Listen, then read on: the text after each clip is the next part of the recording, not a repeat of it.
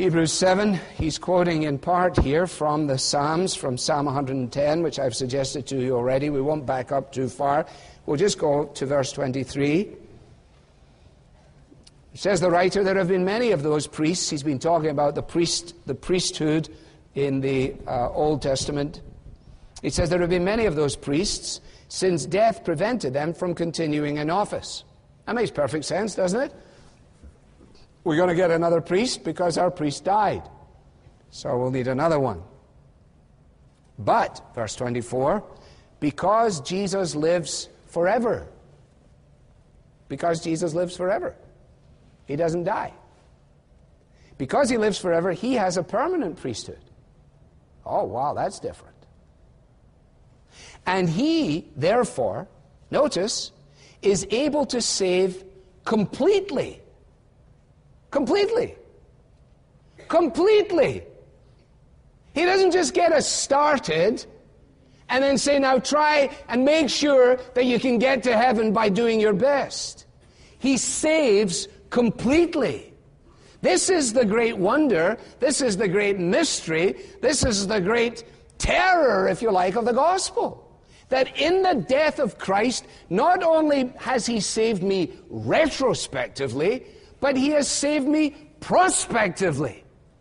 That all the sins that I have yet to commit are also covered in his death upon the cross. This is revolutionary, you see. Indeed, when you make this really clear, even people who believe it start to wonder whether they should believe it. I can't possibly believe that. Are you then saying, and they always have another corollary or two, well, are you then saying that you can just sin anytime you want, No, he deals with that in Romans 6, that's for another Sunday. But no, we're not saying that at all. But don't get tripped up by what we're not saying. Let's just notice what we are saying. He's able to save completely. Who? Those who come to God. How? Through him. Through no one else. Through him. Because he always lives, there we go again, to intercede for them. Such a high priest as this meets our need. One who is holy, blameless, pure, set apart from sinners, exalted above the heavens. Unlike the other high priests, he does not need to offer sacrifices day after day, first for his own sins and then for the sins of the people. Why not? Well, he sacrificed for their sins once for all, when he offered himself. Case closed. Case closed. Who will bring any charge against those whom God has chosen? Who is he that condemns?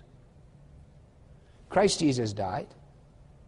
Christ Jesus was raised. Christ Jesus ascended. Christ Jesus prays for us. You see, you do this little test for yourself in your mind. Someone comes to you and says, well, do you have any confidence that you will end up in the presence of God in heaven? And you say, yes. And they say, why? Do you then use the first person in your answer? I.e., when they say, well, why? You say, because I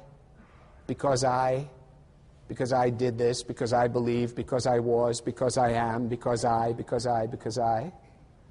Be real careful if you do, because that's not the right answer. The right answer is in the third person, because he.